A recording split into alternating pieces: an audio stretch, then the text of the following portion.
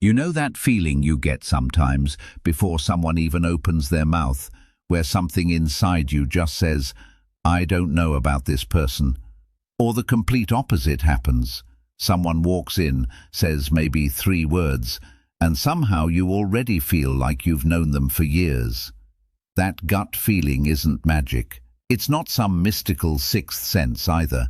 It's your brain doing what it's always done, reading the room, scanning for signals, making calls faster than you can consciously process any of it.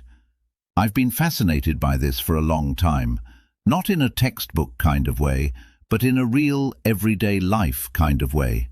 Like, why do some people walk into a room and instantly make everyone feel comfortable, while others walk in and the energy just shifts, and not in a good way? Why do we warm up to certain strangers immediately, and with others we're polite but we're already keeping our guard up? I started paying closer attention to people, not in a weird staring kind of way, just noticing things, small things, the way someone holds themselves when they think nobody's watching, the way their voice changes when they're slightly uncomfortable, the way some people make you feel heard without saying much, and others talk for 20 minutes and somehow you still feel invisible. And the more I paid attention, the more I realized people are constantly telling you who they are. Not always with words, sometimes with the tiniest things, things most people walk right past. So in this video, I want to walk you through what I've learned, what the science actually says, and how you can start picking up on these signals in your own life, not to judge people unfairly, but to understand them more honestly. Let's start with something we all do but rarely think about. Eye contact. Sounds simple, right? But there is so much happening in those few seconds when someone meets your gaze or deliberately doesn't. Think about the last time someone looked at you while you were talking, really looked at you, steady and calm, not staring you down, just genuinely present. It probably felt good. You probably felt like what you were saying actually mattered to them. That's not a coincidence. Research in social psychology consistently shows that appropriate eye contact is one of the fastest ways the brain registers trust. It signals attention. It signals that this person isn't distracted, isn't hiding, isn't somewhere else in their head while you're standing right in front of them. Now flip that. You're talking to someone and their eyes keep sliding away. Not once, not because something caught their attention, but consistently, like they can't quite commit to looking at you. Your gut immediately starts asking questions. Are they bored? Are they uncomfortable? Are they being straight with me? You might not say any of that out loud, but the feeling is already there. And here's the thing, that feeling usually has some basis to it. This doesn't mean someone who's shy or anxious is being dishonest. Context always matters. But eye contact is one of those signals your brain weighs heavily and weighs fast, usually within the first few seconds of meeting someone. So when you meet someone new, ask yourself honestly, how does their eye contact make you feel? Warm and included, or slightly unsettled and unsure? That answer is worth paying attention to. Now here's something most people completely miss. We've all heard of microexpressions, but most people don't actually know how to spot them in real life, or even realize when their brain already has. These are the tiny, involuntary flashes of emotion that cross someone's face before they have a chance to compose themselves. We're talking fractions of a second, a quarter second, sometimes less. Most people miss them entirely because they happen so fast. But your brain, even without training, catches them. You've experienced this. You've been in a conversation where someone said everything right, their words were perfectly fine, but something about their face made you go, I'm not completely buying this. That was probably a micro-expression. There's a flicker of something real before the mask goes back on. Maybe their eyes tightened slightly, even though they were smiling. Maybe there was a brief flash of something that looked like contempt or irritation before their expressions smoothed out. Real emotions show on the face before the mind can stop them. Your face tells the truth, your words are still rehearsing. And the thing is, a genuine smile, an actual, felt-in-the-moment smile, involves the muscles around the eyes. Those little crinkles at the corners. You cannot fake those on command, not convincingly. So when someone smiles at you and their eyes don't move at all, some part of you already knows that smile is performance, not feeling. You don't need to become a body language expert to use this. Just slow down a little. Watch faces the way you'd watch a conversation, not just listen to the words. The information is there. It's always been there. Most of us just move too fast to catch it. But that's only part of the story. Let's talk about hands, because this one surprises people. Hands are actually one of the most revealing parts of the body when it comes to reading someone's internal state. There's an evolutionary reason for this. When someone approaches you with visible, open hands, the ancient part of your brain registers safety. No weapon, no threat, open and honest. It's why politicians are trained to keep their hands visible when they speak. It's why the absence of someone's hands, tucked behind their back, shoved in pockets, kept under a table, can make a room feel slightly uneasy without anyone being able to say exactly why. Picture this. I was in a conversation once where someone was speaking really confidently, using all the right words, sounding completely sure of themselves. But their hands were pressed flat on their thighs, perfectly still, like they were actively holding them down. Something felt off to me. Later, I found out they'd been incredibly nervous about that conversation and had been rehearsing what to say for hours.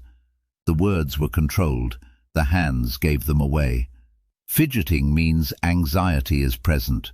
Stillness that looks forced usually means someone is working hard to appear calm. Open, relaxed hands that move naturally with conversation, that's someone who's comfortable in their own skin and comfortable with you. The body keeps score, even when the mind is trying to cheat.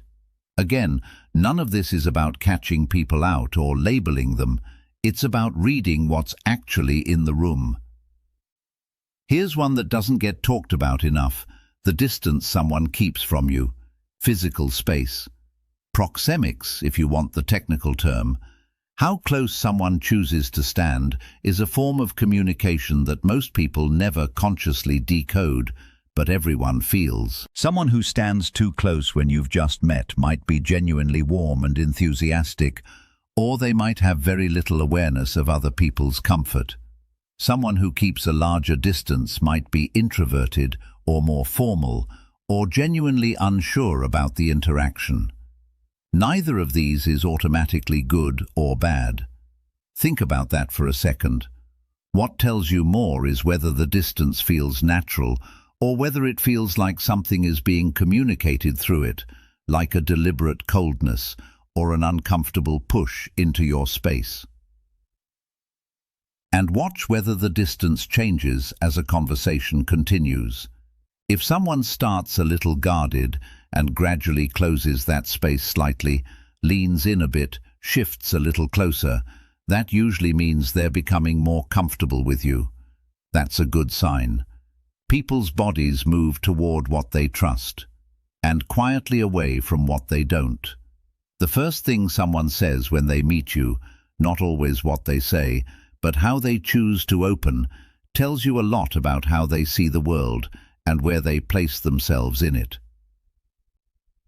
Some people lead with their accomplishments, not necessarily because they're arrogant, but because their achievements are central to how they define themselves. Some people ask you a question straight away. They want to know about you before they tell you about them. That usually signals genuine curiosity and a certain social ease. Some people make a joke, try to lighten the mood, use humor to bridge the gap. Some people make an observation about the environment, the weather, the event. They're looking for common ground, something shared to build from. None of these is wrong, but they're all telling you something. But here's where it gets interesting. What someone chooses as their opening move reflects what they think matters, what they're comfortable with, and sometimes what they need from the people around them. If you pay attention to that first sentence instead of just waiting for your turn to talk, you'll often get more information than anything that follows it. The first thing someone says is rarely about you. It's almost always about them. One of the simplest character tests in everyday life is also one of the most overlooked. Follow through on small things. Not big promises, not grand gestures, the tiny ones. I'll send you that article. I'll text you the address. I'll get back to you by Friday. These little commitments tell you almost everything about reliability, because anyone can make a big promise in a big moment when there's social pressure to follow through. What reveals character is what someone does when there's no pressure, when there's no one watching, when following through requires a small but real effort, and the only reason to do it is because they said they would. Integrity isn't what someone does when the stakes are high, it's what they do when nobody's keeping score. People who consistently do the small things are people who will show up for the big ones. And people who let the small things slide, even with perfectly reasonable explanations every time, are showing you a pattern. Not necessarily malice, but a pattern. Pay attention to it. Now here's something most people completely miss. Voice is something we underestimate constantly. Not what someone says, how they say it. The pace, the pitch, the texture of it, the places where it speeds up or slows down unexpectedly. Picture this. You're sitting across from someone at a table. The conversation has been easy, flowing naturally. Then you ask one simple question, nothing confrontational, nothing unusual, and suddenly their pace shifts. The words come faster, their eyes move slightly. They're already 3 sentences ahead, trying to get past the moment before you've even registered what happened. That shift, that micro change in rhythm, is your signal. Something in that question landed differently than they wanted it to. Someone who talks at a fast, clipped pace when a question makes them uncomfortable, listen for that shift. It usually means they want past that question quickly. Someone who slows down noticeably and chooses their words with unusual care, they're thinking about what they want you to hear versus just telling you what they actually think. Someone whose voice stays completely flat, regardless of what they're saying, they're either extremely controlled or they've learned not to show too much of themselves in conversation. The voice is hard to fully manage under pressure. It's one of the places where real feeling tends to leak through, even when everything else is composed. Your words can lie, your voice usually can't. And then there's this: how someone treats people who can't do anything for them. This is one of the truest tests of character that exists, and it requires nothing more than basic observation. Watch how someone talks to the server at a restaurant. Watch how they speak to someone in a service role when something goes slightly wrong. Watch whether they say thank you, not as a formality, but with actual eye contact, actual acknowledgement that there's a person there. Watch whether they're warm and patient, or whether a thin layer of warmth suddenly becomes something harder the moment they feel any kind of frustration. Kindness that only appears when it's useful isn't kindness, it's strategy. Real kindness, genuine consideration for other people, shows up everywhere, including and especially where there's nothing to gain from it.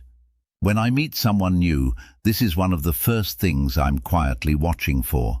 Not in a judgmental way, just paying attention, because what I see there tells me more about who someone is than almost anything else.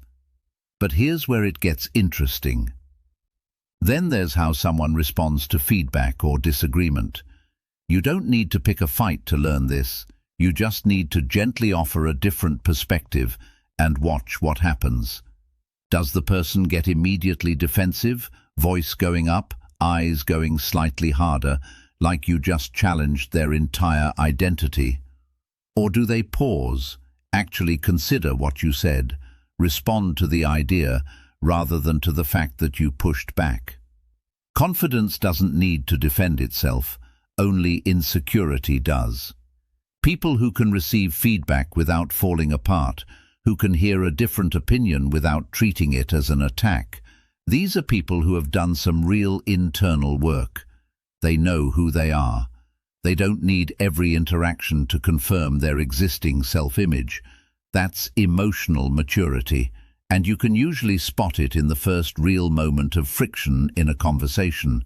Not big conflict, just a small moment of honest disagreement. Finally, and this one is underrated, pay attention to how someone ends a conversation, not just how they begin it, the goodbye, the exit. Picture this scene. You've had what felt like a genuinely good conversation. You're both wrapping up, and then nothing. No real close, no acknowledgement of what just happened between you, just a kind of abrupt pivot toward the door.